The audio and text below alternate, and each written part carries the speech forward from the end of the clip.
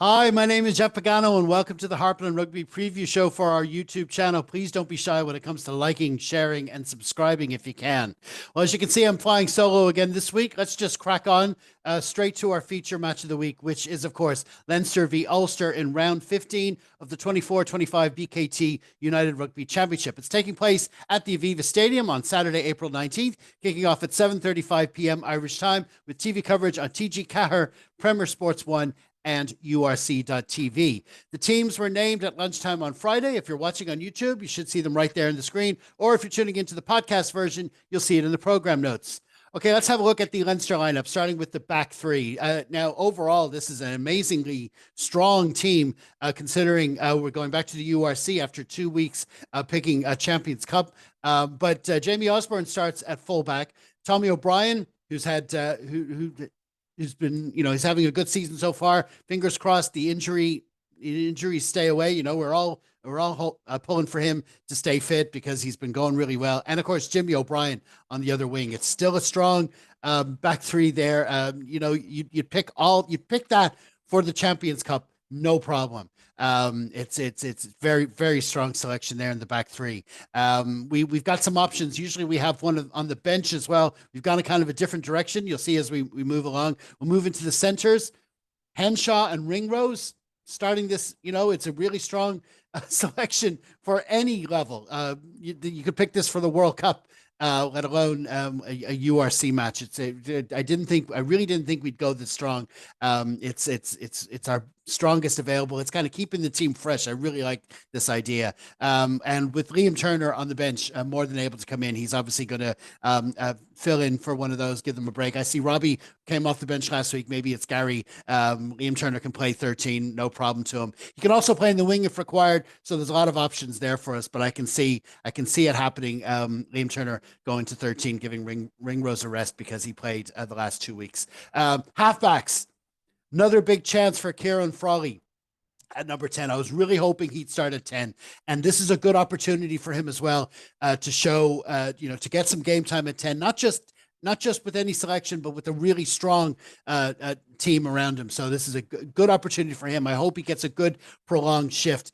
It often happens now. You'll see we've got Sam on the bench, which probably means that, Frawley's not planning to play the full 80, but I really hope Sam is just there as a precaution. Frawley needs that game time at 10, and hopefully it's like a 70-minute shift is what he's got planned. Luke McGrath's got the captain's armband. Vincent Gunn coming off the bench. That's a good scrum half pairing as well. A quick note about someone who's missing from this selection. It's Ross Byrne. I've been saying it all season. We've had 14 games in the URC. We've had 6 in the Champions Cup, and he's been in every single matchday squad until now. He's been playing really well. He got a try last weekend, and he nailed a really tough conversion as well. And it's been a really good season for him. On the other hand, with him going off to Gloucester, which I think was a good move for him, a good move for all involved. All things considered, when you realize the talent that's coming up and the great service he's put in with Leinster, I think this is a good option. If they're for leaving him out, it means Frawley gets more game time. Sam's there just to keep him fresh as well. I think overall, it would have been great to see someone being selected in all the 23s throughout the season, but I think you can't just pick him for that.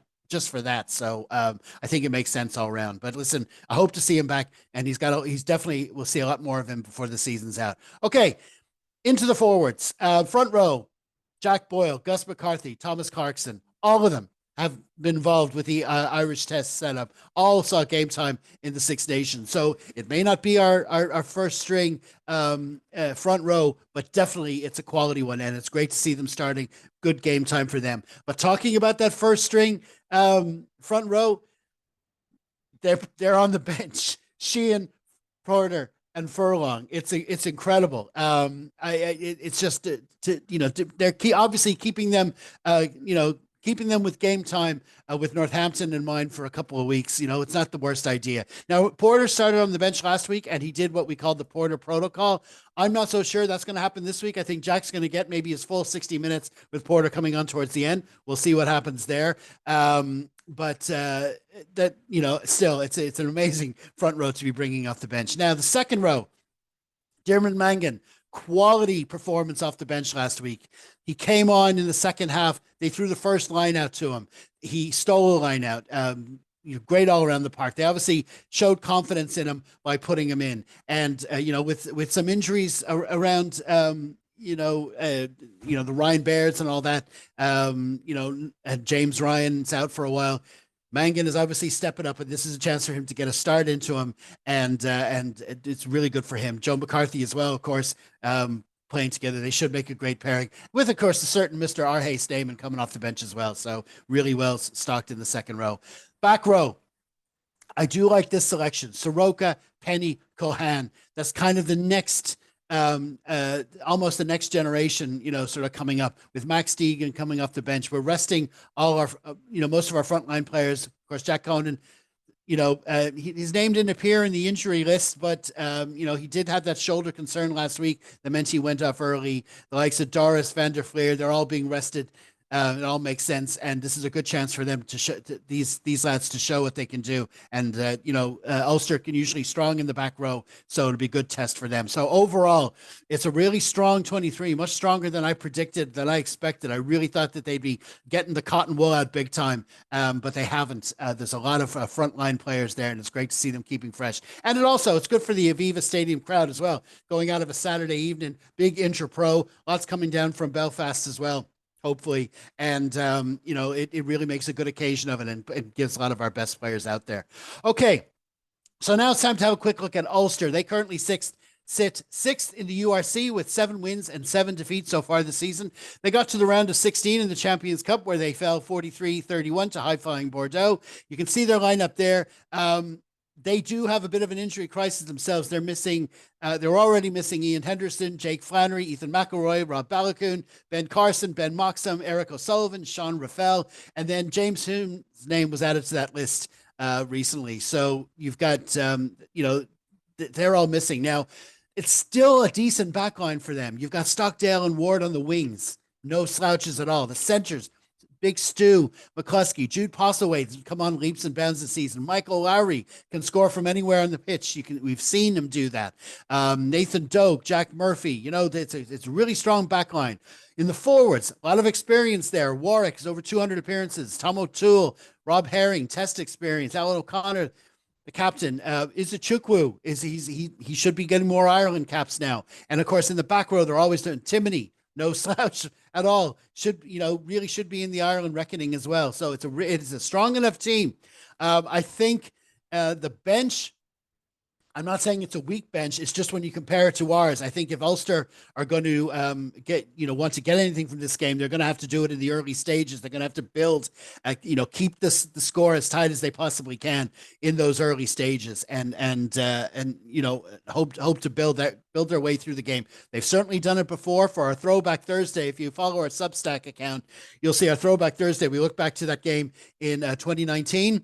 When Ulster came very close to toppling us. We needed a hobbling Ross Byrne kick at the very end to win that one, and we reproduced our Harpin write-up. We were doing write-ups, not podcasts back then, and reproduced that on our Substack. So check that out. It's a lot of bonus features on our Substack account, Harpin on Rugby. But anyway, this Ulster team, they're still in the mix. Like I said, they're 6th, so they're in the top 8. They want to stay there. They'll definitely want to come away from the Aviva Stadium with something, and they definitely can do it. So we'll be looking for a big performance from them.